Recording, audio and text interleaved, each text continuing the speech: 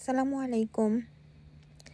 আমরা যখন একসাথে হই তখন মনে হয় আমরা সব পৃথিবীটাই একসাথে হয়ে গেছে। তো একসাথে হয়েছি, আমরা কিছু খাওয়া দাওয়া করবো আর জম্পেশ আড্ডা দেব তার জন্য। তো সেইটাই করলাম আর কি।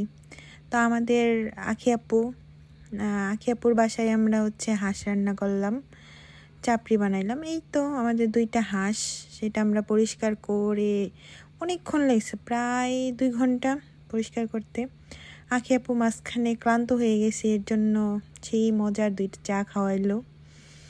তারপর চা খেতে খেতে গল্প করতে করতে আমরা হাঁস পরিষ্কার করা শেষ করলাম। এরপর আপু যত বাটাবাটি আছে, মশলা, মরিচ, এই যে লাল মরিচ, এগুলো আপু হাত দিয়ে বাটছে, আল্লাহ বাটায় বেটে এই তো সুন্দর করে বেটে সাজিয়ে রাখছে।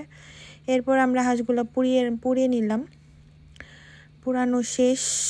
তো আখি আপু ওইগুলা কাটাকাটি শুরু করে দিছে, আর আমি এই পাশে সব নিয়ে বসে গেছি রান্নার জন্য।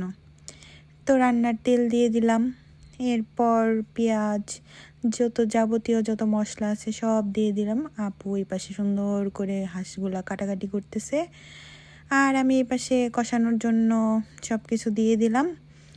এরপর হাঁসের মাংসগুলা সবগুলা আপু ধুয়ে পরিষ্কার করে দিছে, আর আমি এগুলা রান্নার জন্য বসিয়ে দিলাম।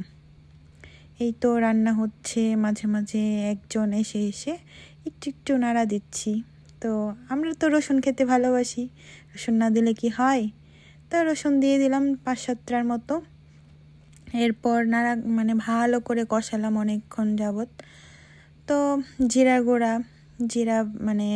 ফাঁকি ছিল না, এর জন্য আমরা এটা ফাঁকি করে নিলাম, গুঁড়া করে নিলাম। এরপর আপু আমাদের ছোট্ট একটা আয়াতমণি আছে, ওর জন্য একটুখানি নিয়ে নিল খাওয়ানোর জন্য।